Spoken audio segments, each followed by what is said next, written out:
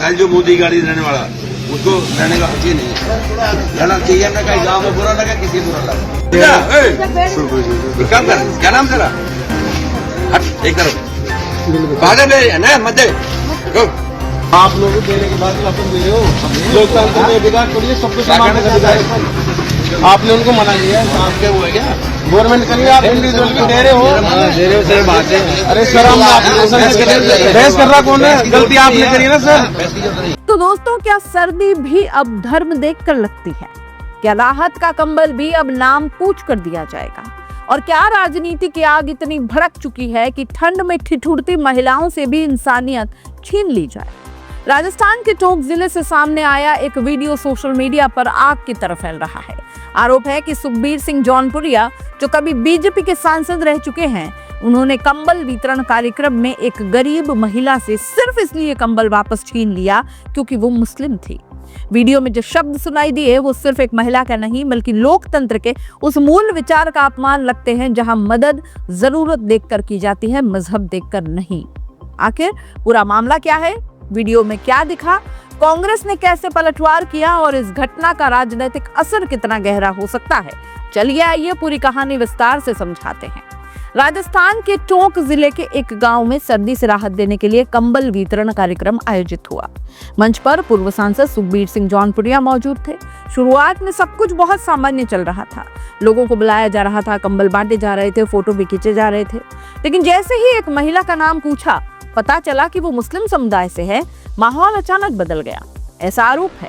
Video में सुनाई भी देता है। नेताजी कहते हैं जो मोदी को गाली देता है उसे कंबल नहीं मिलेगा। ये मेरा निजी कार्यक्रम है। लोकतंत्र में अधिकार थोड़ी है सबको। आरोप है कि पहले दिया गया कंबल वापस झटक कर ले लिया गया। वहां मौजूद महिलाएं और ग्रामीण ये सब कुछ देखते रह गए। कई घंटों की उम्मीद के बाद उन्हें अपमान का सामना करना पड़ा। सबसे चौंकाने वाली बात यह रही कि पूरा घटनाक्रम कैमरे में कैद हो गया। जब मौके पर मौजूद लोगों ने सवाल उठाए कि धर्म के आधार पर भेदभाव क्यों किया जा रहा है, तो जवाब और भी सख्त अंदाज में आया।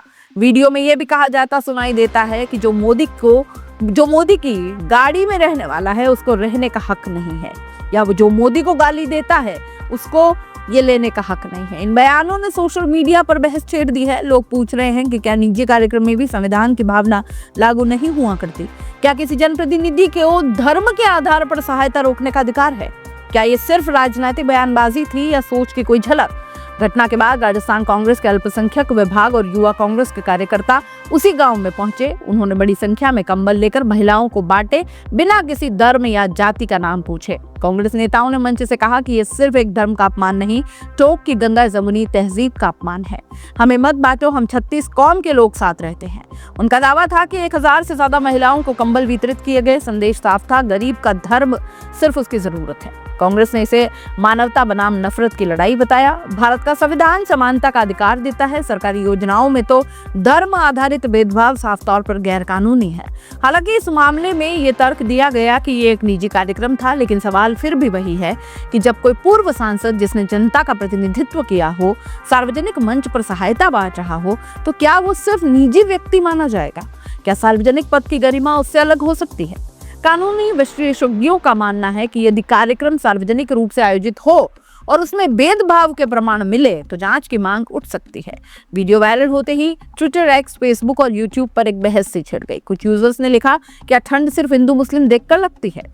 गरीब का कोई धर्म नहीं होता, राजनीति इतनी गिर सकती है? वहीं समर्थकों की तरफ से तर्क आया कि ये निजी का दान था और आयोजक को अधिकार है कि वो इसे अपनी शर्तों पर तय करे। यानी मामला सिर्फ एक गांव का नहीं रहा, ये वैचारिक लड़ाई का बन गया। राजस्थान की राजनीति में टोंक और सवाई माधोपुर क्षेत्र सांप्रदायिक सौहार्द के लिए जाना जाता रहा है। ऐसे में इस घटना ने राजनीतिक तापमान बढ़ा दिया। विपक्ष इसे बीजेपी की विभाजनकारी राजनीति का उदाहरण बता रहा है। वहीं बीजेपी समर्थक इसे तोड़ मरोड़ कर पेश करने का आरोप भी लगा रहे हैं। अगर यह मुद्दा लंबा खिंचा तो आने वाले चुनावों में इसका असर दिख सकता है, खासतौर पर अल्पसंख्यक और ग्रामीण वोट बैंक पर। टोंक को अक्सर भाईचारे और साझा संस्कृति की मिसाल के रूप में पेश किया जाता है। यहाँ जाट, मीणा, गुजर, मुस्लिम सभी समुदाय लंबे समय से साथ रहते आए हैं। कांग्रेस नेताओं ने मंच से कहा कि यहाँ 36 कौम साथ खड़ी है। ये बयान सिर्फ राजनीतिक नारा नहीं बल्कि स्थानीय सामाजिक संरचना की हकीकत की ओर इशारा भी था। अगर धर्म के नाम पर राहत बांटी जाएगी तो क्या ये सामाजिक ताना बाना कमजोर नहीं होगा? इस पूरे घटनाक्रम में दो तस्वीरें सामने आई। पहली, एक तरफ आरोप है कि पूर्व सांसद ने धर्म देखकर कंबल छीना और दूसरी तरफ कांग्रेस ने उसी जगह बिना भेदभाव कंबल बांटकर संदेश दिया। तीसरी बात यह भी आई कि उसी महिला ने अब खुद से कंबल ला करके और हिंदू महिलाओं में बांट दिया। इसका वीडियो भी काफी वायरल है। दोस्तों, असली सवाल बहुत बड़ा है। क्या राजनीति सेवा से ज्यादा पहचान की राजनीति हो गई है?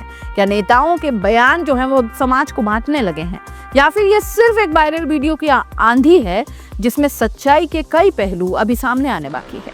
टोंक की इस घटना ने सिर्फ एक कंबल का मुद्दा नहीं उठाया, बल्कि इंसानियत, संविधान और राजनीति के रिश्ते पर बहस छेड़ दी है।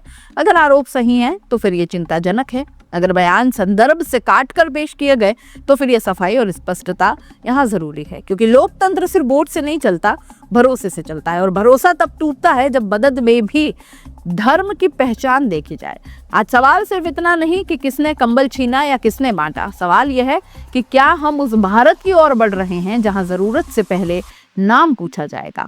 टोंक की सर्दी गुजर जाएगी, लेकिन इस वीडियो ने जो बहस छेड़ी वो शायद अभी लंबे समय तक यूं ही कर्म बनी रहेगी। आप इस पूरे मामले को कैसे देख रहे हैं? अपनी राय कमेंट बॉक्स में लिख भेजिए। जाते जाते चैनल को लाइक, शेयर और सब्सक्राइब जरूर कर दीजिए। नमस्कार।